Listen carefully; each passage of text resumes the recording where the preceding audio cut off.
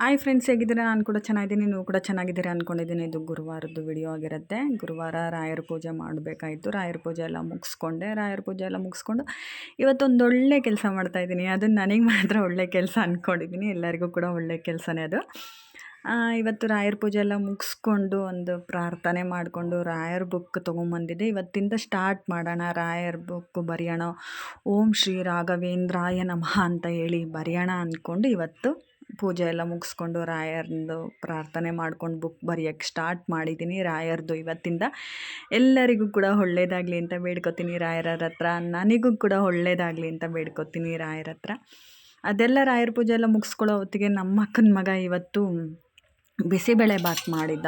ಈ ಬಿಸಿಬೇಳೆ ಬಾತು ಯಾವುದ್ರಿಂದ ನವಣೆ ಬರುತ್ತಲ್ಲ, ಅದನ್ನು ಯೂಸ್ ಮಾಡಿಕೊಂಡು ಬಿಸಿಬೇಳೆ ಬಾತ್ ಮಾಡಿದ್ದ. ತುಂಬ ಚೆನ್ನಾಗಿತ್ತು. ಈ 1 ಕಪ್ ಎಷ್ಟು ಹಾಕ್ಬೇಕಾಯ್ತಲ್ಲ?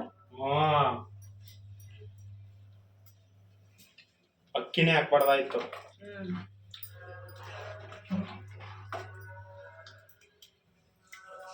ಗೊತ್ತಾಯ್ತು, ನಾನೇ ಮಾಡ್ಕೊಂಡು ತಿಂತಿದ್ದೆ. ಒಳ್ಳೇದಾಯ್ತು. ಸಪ್ಪೆ ಟೇಸ್ಟ್ ಚೆನ್ನಾಯ್ತಲ್ಲ. ಅದು ನಾವು ಗಂಡು ಮಕ್ಕಳು ಬರೋದು ಅಡ್ಗೆ ಬರೋದು.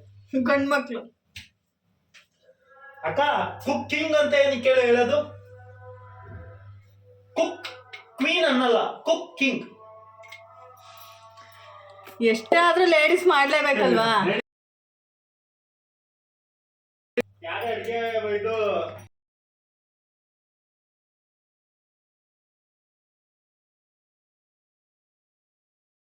ತುಂಬ ಚೆನ್ನಾಗಿ ಬಂದಿತ್ತು. ಅದನ್ನು ತಿಂದ್ಕೊಂಡು ಇವತ್ತು ಡ್ಯೂಟಿಗೆ ಹೊರಟೆ. ಇವತ್ತಿನ ವಿಡಿಯೋ ಇದಾಗಿತ್ತು. ಇಷ್ಟ ಆಗಿದ್ರೆ ಲೈಕ್ ಮಾಡಿ, ಶೇರ್ ಮಾಡಿ.